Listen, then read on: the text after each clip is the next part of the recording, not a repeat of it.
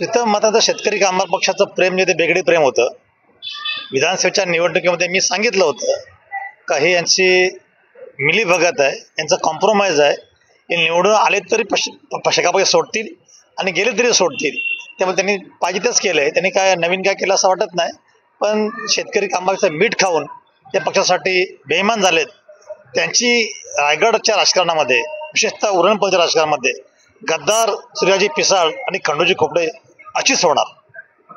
पनवेल, उरण आणि विशेषतः कर्जत या 3 सीट महाविकास आघाडीकडे गेल्या असत्या, तिथं मात्र झक मारली नसती तर 100% 3 सीट लागल्या असत्या. परिणामी पनवेलमध्ये शिवसेनेने बंडखोरी झाली, कर्जतला बंडखोरी झाली. बंडखोरीचं लागण तिथं मात्र या गलिच्छपणामुळे झालं असं मला वाटतं. ते कार्यालय आदरणीय रामशेठ ठाकूरांनी त्या नावावर होतं. रामशेठ ठाकूर बोलले तर आम्ही मान्य करू शकतो की त्यांना ती प्रॉपर्टी शेतकरी कामगार पक्षाला गिफ्ट दिली. जे मात्र हे व्यावसायिक आहेत त्यांनी ती बिल्डिंग पुनर्बांधकामामध्ये घेऊन डेव्हलपमेंटसाठी घेतली होती. त्यांनी पैसे कमवलेत आणि उलटे तर जे मध्ये असं सांगतील का मी वेल फर्निश करून दिली, माझा एक गाळा त्याच्यामध्ये गेला. तुम्ही काय मेहरबानी शेतकरी कामगार पक्ष केलेली नाही आहेत. तुम्ही जे फर्निचरचं काम केलेलं आहे ते फर्निचरची कामाची आम्हाला किंमत सांगा.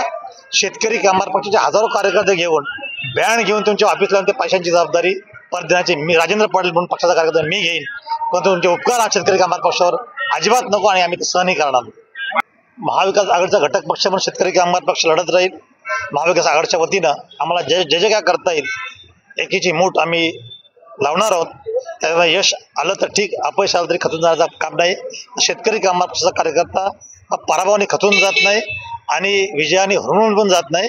आम्ही केडर पार्टीचे कार्यकर्ते आहोत. तुम्ही बघायला गेलं तर जे मात्र गेले त्याच्या पाठी कोण गेले, ते लाचार होऊन गेले तेच गेले. शेतकरी कामगार पक्षाचा एकनिष्ठ कार्यकर्ता आजही लाल बावटाच्या प्रती प्रामाणिक निष्ठावंत.